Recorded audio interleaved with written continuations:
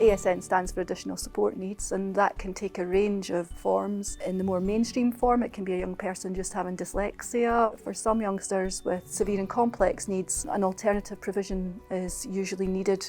We cater for young people who are in that category of additional support need. I'm Gillian Binney and I'm the Deputy Head in Ross High School who has the remit for organising and running the ASN provision.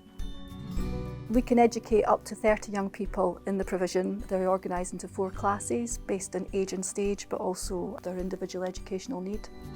We've got 6 teachers at the moment, and that's complemented by a fantastic range of support staff. And then we're also supported by a range of specialists, visiting medical specialists and NHS workers who will come and do medical care plan practice, or it may be physiotherapy, occupational therapy.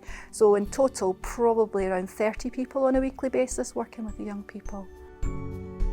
Young people coming to Ross High School ASN provision are coming to Ross High School. They're Ross High School pupils, they wear our uniform, they integrate into the main school wherever it's possible. The head teacher knows everybody by name in the provision. It's not an add-on, it's not something at the back of the school that is my remit and he doesn't go there. He knows every single young person in it. We have a hashtag that we use for the main school, which is #ProudToBeRoss. And that's exactly what we encourage our pupils to feel. We want them to be proud that they come to Ross High School. We want them to be proud that they come to Ross High School ASN.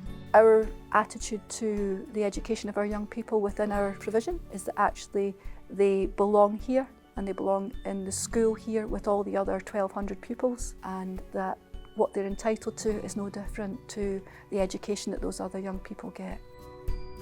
So there's 8 areas in the Scottish curriculum, and it's our job to ensure that they experience all 8 of those. Now, how they experience it depends on their individual need. For some youngsters, it may actually represent something you might not be unfamiliar with in a mainstream setting, but for others it could be on a very sensory level, and that what they undertake in their curricular area is something that's more of an experience rather than them reaching particular educational targets or goals that are more traditional. I would say the most important thing for us is to provide them with a safe, caring and creative environment for them to have their educational experience, and that they can come here on a day-to-day basis and feel happy, feel safe and feel that they're being challenged in a way that is supportive. So we want them to do the best they can and be the best they can be. Don't let their additional support need define them, but at the same time to be able to do that in a way that they're not completely put off coming out of their comfort zone. We've got doors that separate our provision from the main school, and part of that is to keep some of our youngsters safe. But those doors swing both ways, and it's really important that they do swing both ways. So our youngsters go out when they can, and we get them out as often as we can. But also one of the most important things we do is to provide a way in for the school pupils in the mainstream who may benefit from actually an experience that's nurturing like ours, or that they may benefit from being able to do some work experience and voluntary work, which then builds their CV, but it also builds them as human beings. The young people themselves drive that.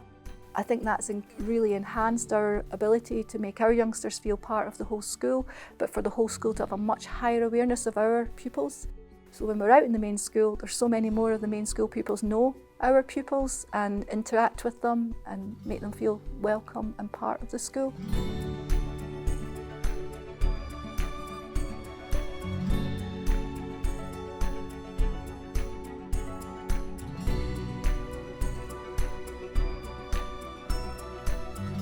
It would be impossible not to be proud of what's going on here.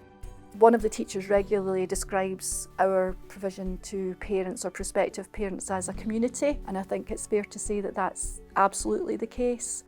We are all proud to be Ross, and I think that pride in what we do, our commitment to the young people, shines through on a daily basis.